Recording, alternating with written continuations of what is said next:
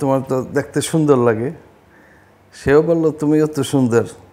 এই দিয়ে শুরু যে তুই যদি এশিয়ান কোনো ছেলে ধরো তাই তোমার কাটিয়ে ফেলাবো।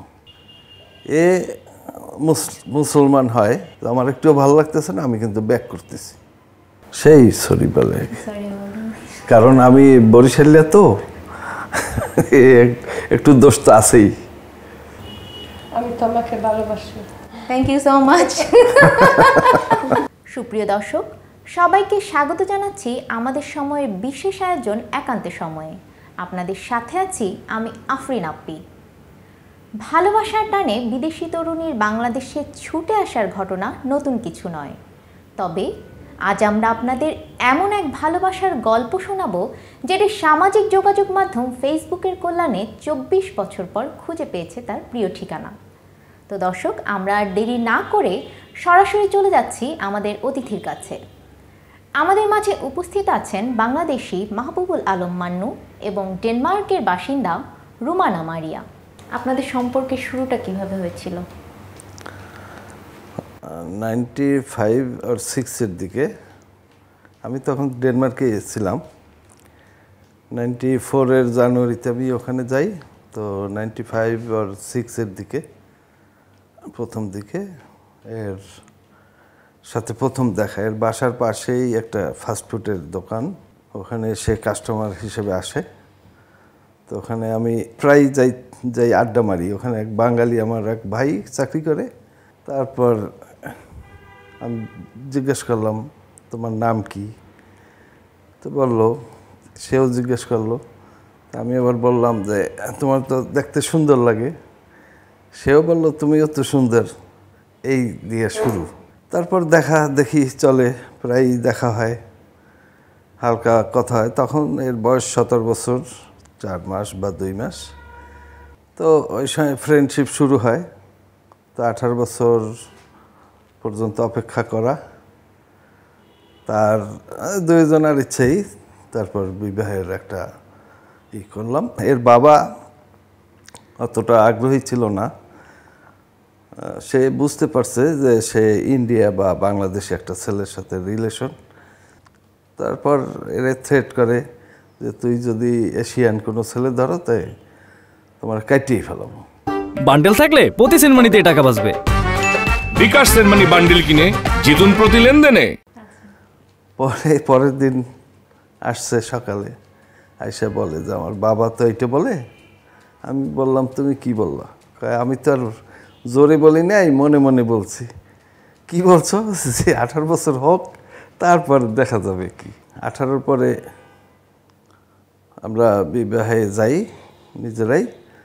তারপর তার হইল যে আমি বাংলাদেশ দেখব, শ্বশুর শাশুড়ি দেখবো, বাংলাদেশ কেমন দেখবো। তা আমি বলি যে আস্তে আস্তে হবে, অসুবিধা নেই। তাই তুমি বিয়ে করছো, তুমি বাড়ি জানাও। তা আমি এখন লজ্জাও লাগে। তারপর জানাবো, নিজেই কাঠ কিনে আইনে। তখন তো এত ইজি ছিল না। তো কাঠ দিয়ে টেলিফোন ঠিকই করছি ওই বরগুনা আমার মা বা বাবার কাছে, কিন্তু ওইটা আর বলতে পারিনি। তো সে বাংলা না বুঝলেও খেয়াল করছে আমার পেজে। আমি বলছি একে না বলো নাই তুমি, আমি বললে বুঝতে পারতাম। তারপরে 2-3 দিন পরে আবার একটা কার্ড কিনে এখন বলো তুমি বিয়ে করছো, এটা বলতে হবে। তারপরে কি করে, আর তো না বললে উপায় নাই। পরে আমার ভাই ছিল একটা নিউ ইয়র্কে, আমার ইমিডিয়েট বড়। তো তারে কল দিলাম, কিরে কি বললাম, কাম তো বাজাইছি একটা, বরিশালের ভাষায় আর কি। বিয়ে টিয়ে করছো নাকি? আমি কি হ্যাঁ করে হাইসা দিয়ে বলতেছে, আমি মা আরে বলছিলাম যে তোমার ছোট ছেলের বউ সাদা হবে। তো এখন আমি বলতেছি তোর বলার দরকার নেই, আমি সব জায়গায় ঢুল দিতেছি, দেখ।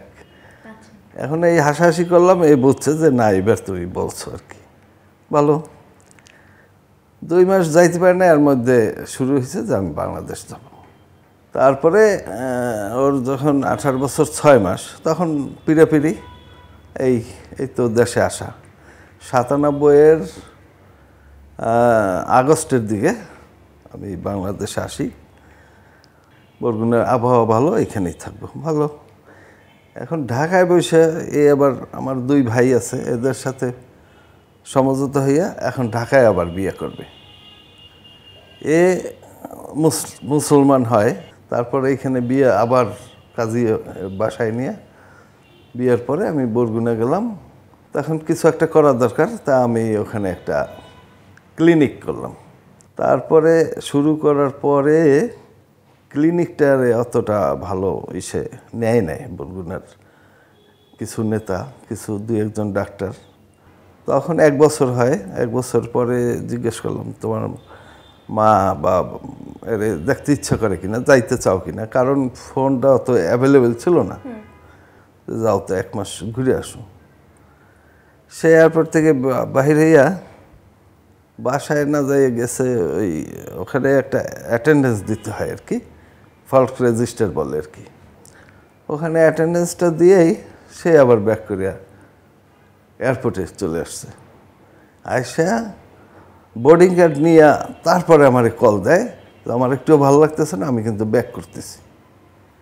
বাসায়ও যায় নাই, ব্যাক করতেছে। এখন আমি ঠিক আছে আসো, আগেই বলে যে আমি কিন্তু বোর্ডিং কার্ড নিয়ে নিছি। এখন তো আমি অবজেকশন দিলেও আর ফেরার নাই। যাই হোক, পরের দিন 10:30টায় আমি এয়ারপোর্টে গেলাম।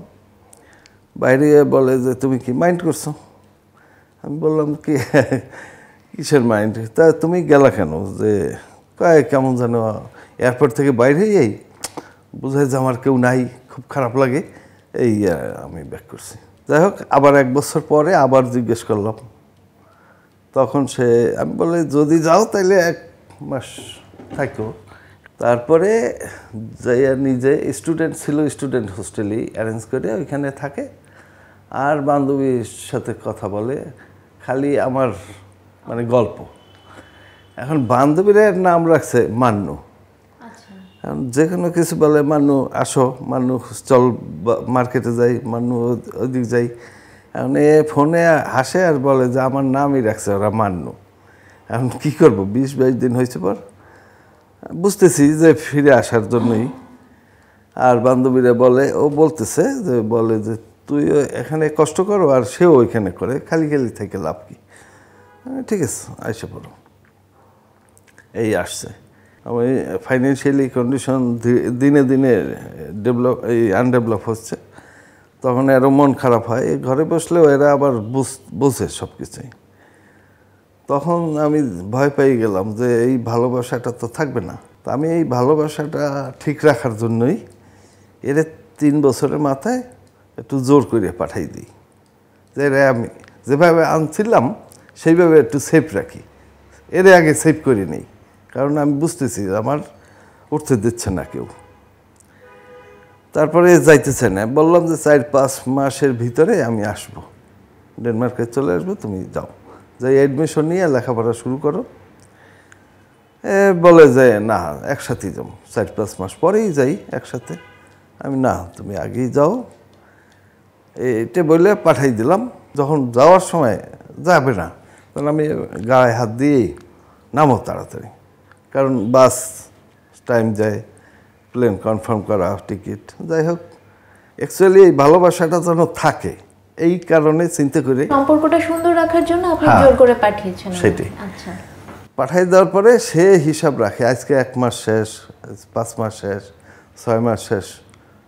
এদিকে আমি আর মানে ক্লিনিক ধীরে ধীরে বিক্রি করলাম, কিন্তু সেটা নিয়ে অনেক গ্যাঞ্জাম। তো 3 বছর তার সাথে কথা হয়। 3 বছরের মাথায় আমি বললাম কি আসলে এক্সাক্ট আমি টাইম এখনও দিতে পারতেছি না, কবে আসবো, তা তোমার যদি খারাপ লাগে, তোমার বাপ মা যা বলে তুমি ওইটা একটু শোনো। কি বিয়া? এখন সে কান্দে দেশে কান্না শুরু করছে যে তুমি এতদিন পরে কি বললা?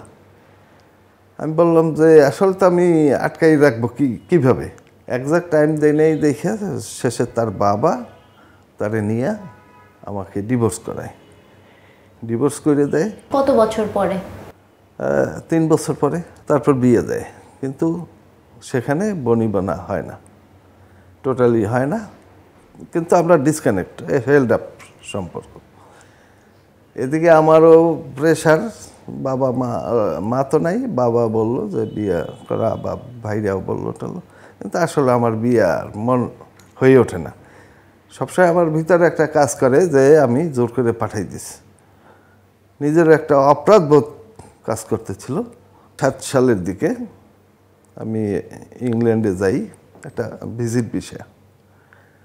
ওইখানে গিয়ে চিন্তা করলাম কোথায় যাই, ডেনমার্কে যাব না বাংলাদেশে ব্যাক করব। পরে বাংলাদেশেই গেলাম, আসলাম। তারপর 8 সালে বাবা মারা যায়। তো এরকম চলতেছে, এরও ওইখানে বনিবনা হয় না। তারপর এও 7-8 বছর আগে তার ডিভোর্স দিয়া সে খোঁজে খোঁজে বলতে বাঙালিদের কাছে জিজ্ঞেস করে যে মানুষ কোনো অ্যাড্রেসটা তোমরা জানো কি নাই। তাই বাঙালিরা তাদের ডিসাইডেড করছে যে সেও বিয়ে থাকা করে ঘর সংসার করছে, তুমি ভুলে যাও, তুমি আর করো না।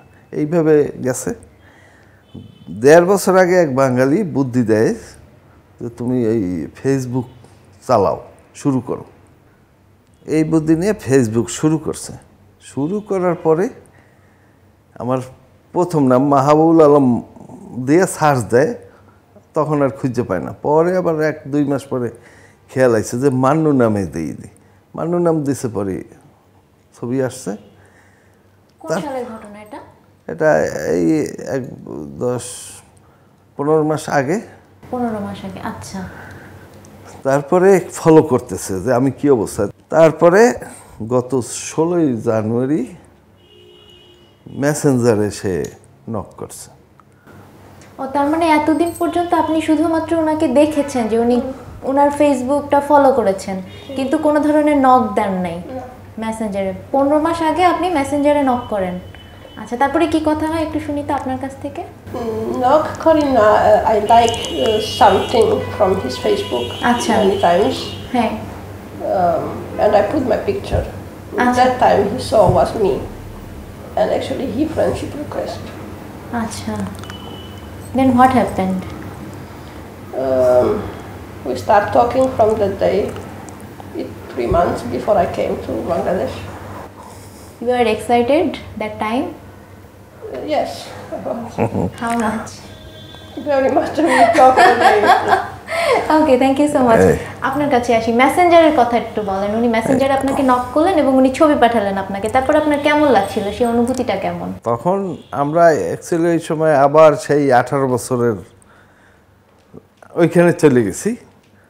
ডেইলি ঘন্টার পর ঘন্টা কথা হইতে হইতে মানে আমি কি ভুল করছি, সে কি ভুল করছে, সে এইগুলি নিয়ে করতে করতে সে বলে যে এখন বাংলাদেশে আসবো, কীভাবে ভিসার ব্যবস্থা করো। বাংলাদেশ অ্যাম্বাসি ওইখানে ইনভিটেশন লেটার পাঠাই, এর পাসপোর্ট পাঠায়। তারপর ওখানে আরেক ফ্রেন্ড আছে, ওরে বললাম যে এর একটু হেল্প করো ভিসার ব্যাপারে। তো সে আবার এর গাড়িতে করে যাইয়া 3 মাসের একটা ভিসা দিছে ওই বাংলাদেশ অ্যাম্বাসি। তারপরে এখন আসছে 10 দিনের জন্য আসছে গত 9 তারিখে। যে প্রথম কাজটা হয়েছে আবার কাবিননামা করে, তারপরে ওইটা হাতে থাকলে তখন তো ভিসা অ্যাভেলেবেল হবে। তো গত 9 তারিখে আসছে, আজকে 10 তারিখ, 20 তারিখ, আজকে তার 10টায় ফ্লাইট রাত্রে। বাংলা বলতে পারেন আপনি? অল্প। অল্প। বাংলাদেশকে ভালোবাসেন?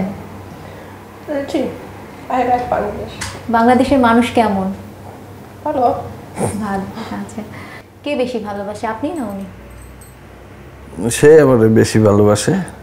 আমি তো দুষ্টামি করছি অনেক, আচ্ছা।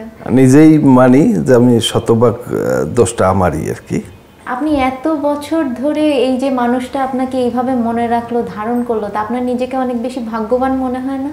অবশ্যই। রাগারাগি হলে কে আগে সরি বলে? সেই সরি বলে, সরি বলে। কারণ আমি বরিশালিয়া তো একটু দোষ তো আছেই। আচ্ছা, আমরা আপনার কাছ থেকে একটু বাংলা শুনতে চাই। আপনি একটু আমাদেরকে কয়েক লাইন বাংলা শোনান। আপনার নাম কি? আফরিন আপ্পি, বাড়ির কথা? রাজশাহীতে। আই লাভ ইউ এর বাংলা অর্থটা বলেন। আমি তোমাকে ভালোবাসি। Thank you so much. Rumana, Mannu, আপনাদেরকে অসংখ্য ধন্যবাদ আমাদেরকে সময় দেওয়ার জন্য। আমরা খুব চমৎকার গল্প শুনলাম আপনাদের কাছ থেকে। দর্শক, ধন্যবাদ আপনাদেরকেও পুরোটা সময় জুড়ে আমাদের সাথে থাকার জন্য। আগামীতে আবারও আপনাদের সামনে হাজির হয়ে যাব এমনই কোনো আয়োজন নিয়ে। সে পর্যন্ত সবাই ভালো থাকবেন, নিরাপদ থাকবেন। বিদায় নিচ্ছি আমি আফরিন আপ্পি। চোখ রাখুন আমাদের সময়ে।